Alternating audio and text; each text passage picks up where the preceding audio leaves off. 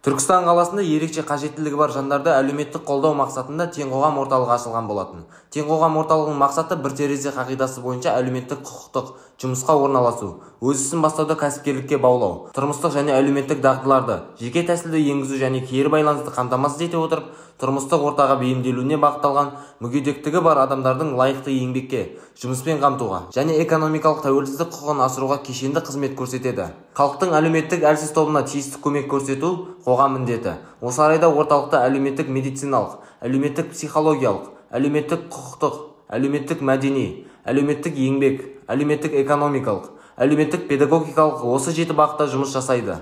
Мен Түркістан қаласындағы Тең қоғам әлеуметтік қызмет алу орталығынамын. Осы орталыққа келіп, ем алып жүргеніме апрель айынан бері 5-6 ай өтті. Осы Тең қоғамға келіп қызмет алғалы бері денсаулығым жақсарып, көңіл күйім көтеріліп, бұрынғы үйдегі отырғандай емес, жақсы, көп өзгердім. Сосын бұл жердегі маған Тең қоғамның бір қызық ұнаған жері біздерді Түркістан қаласының тарихи, мәдени мұражайларына, әдемі жерлерге, театрларға, керемет Түркістанның керемет жерлерінің бәрін тарихи орталықтарға апарған жері қатты ұнады. Осындай мүмкіндіктерді біздерге беріп атқан мынау облыс әкіміне, қала әкіміне, осы бірлестіктің Тең қоғамның басшысы Даханова Гүлжамал апайға және осында істеп жүрген барша көмекші маман иелеріне алғысым шексіз. Ал енді осы Тең қоғамға келіп, қызмет ала отырып, мен мынадай қол өнерлерді, өзіміздің қазақтың қол өнерін көпшілікке танытуды жөн көрдім. Сөйтіп, осы шеберлік терапиясын осында ашып, жұмыс жасап жатырмыз. Енді бұл жерде кәдімгі кәдуілгі жүннен жасалған мына алманы қараңыздаршы. Қандай көркем, әдемі, көзінің жауын алады. Осыны жасадым, мына тақияны жасадым. Сосын мынау, міне, көйлекке, немшаға, қараңыздар? Алдыға, көкірекке, кез келген костюмшелерге қадауға болатын осындай оюларды өрнектеп, ойып, істеп жатырған жағдайымыз бар. Мен барша Түркістан халқының үйде отырған әдемі аналарды, ару жандарды және шектеулі азаматтарды мүмкіндігі осы жерге келіп, ем шипа алып, әрі қарай бірге жұмыс жасауға шақырамын. Бұл жерде көңіл күйлеріңіз көтеріледі, денсаулықтарыңыз зораяды және жұмыс алып, бір істің маманы болып кетуге мүмкіндіктер бар. Біз енді белсенді өмір сүйлеу орталығында отырмыз. Келгенімізге 7-8 ай болды. Нәтижесі жаман емес, жақсымыз, Құдайға шүкір. Мінекей, осы жерде мынау Қожантай қызы Қаракөз деген қызымыз бізді жақсы үйретіп жатыр. Осы орталыққа келіп өзіміз қатарлымен әңгімемізді айтып, дене шынықтыруымызды ойнап, шайымызды ішіп, күліп ойнап қайтамыз. Осы жерде істеп жатқан мына қыздар балдарымыздың бәріне көптен көп рахмет, осы ұжымның қыз балдарына. Енді жаңағы өзіміз қатарлы үйде отырған апаларға, аталарға айтарымыз, осы жерге келіп, осы орталықтан жаңағы үйренетінімізді үйреніп, осы жерде келіңіздер, дендеріңіз сау болсын. Біздің мінекей жақсы денсаулығымыз қазір, аяқта жақсы, өзіміз де жақсымыз. Сіздерді осы орталыққа шақырамын. Жұмақ апай, қалайсыз, жағдайыңыз жақсы ма? Жақсы. Орталық ұнап жатыр ма? Орталыққа ұнап жатыр. Қызмет түрін алып жатсыз. Алып жатырмыз. Сізге ем болып жатыр ма? Ем болып жатыр. Осы Даханова Гүлжамал ханымның ашқан орталық Тең қоғам орталығына өте алғысымыз шексіз. Үлкен рахмет. және Дана ханым, Алтынай ханымға, Қаракөз ханым, Ұлжан апайға биге үйретіп жүрген массажистеріңіз, өте алғысым шексіз, өте сыпайы. Біз сізге барынша қолымыздан келгенше көмек береміз. Психолог бізге керек болсаңыз, келіп бізге кеңес алып тұрыңыз. Барлық қызмет түрлері бар, қосымша ем болсын, келіп тұрыңыз. Рахмет. Құрметті Түркістан қаласының тұрғындары, сіздерді осы тең қоғам орталығына келіп ем алуларыңызды сұраймыз. Өкінбейсіздер. Бұл жақта барлық мүмкіндіктер бар. Үйде отырмай келіңіздер. Қош келдіңіз. Рахмет. Бізде осы тең қоғам орталығында азаматтарды әлеуметтік портал бойынша қызмет көрсету бөліміне қош келдіңіз.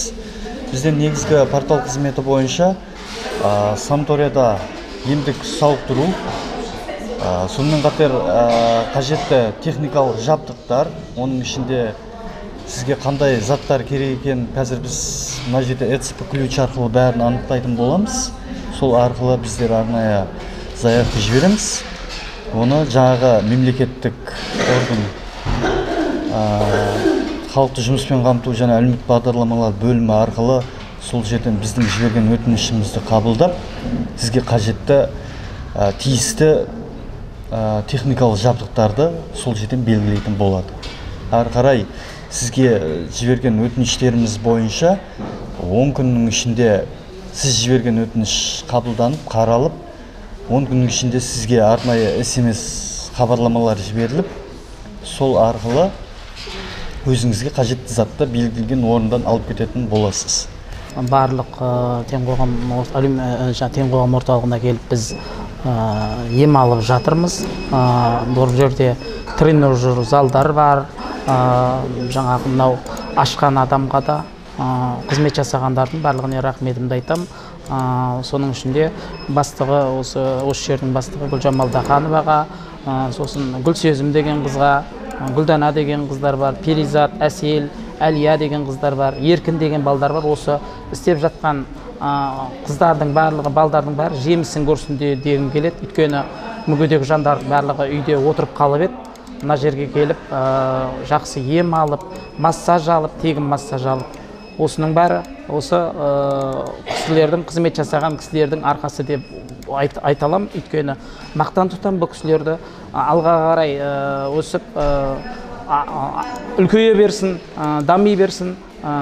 Барлық жастарды, барлық қария болсын, жастар болсын, емделуге шақырамын. Бүгінде бөлімшеден қызмет алушы ерекше жағдайдағы кәсібін ашуға үміткер 15 азамат тіркеліп, оның ішінен 10 азамат бизнес бастау жобасына қатысып, арнайы тестілеуден өтіп, сертификаттарға қол жеткізді. Сертификат алған азаматтар қазіргі таңда арнайы комиссияның қабылдауынан өздерінің бизнес жобаларын қорғауда. Нәтижесінде Берістен Данияр Ғабитұлы, Әкімқұлова Гүлжахан грант иегері болды. Мемлекетіміздің саясатының басым бағыттарының бірі болып табылатын орталықтың тұтынушыларына қамқорлық жасау, олардың өмір сүру сапасын жақсарту, оның ішінде жүйелі бос уақытты ұйымдастыру, олардың қоғамның белсенді өміріне тарту жөнінде атқарылып жатқан жұмыстарды Instagram әлеуметтік желісінің келесі парақшасында көріп, баға беріп, пікірлеріңізді жаза аласыздар.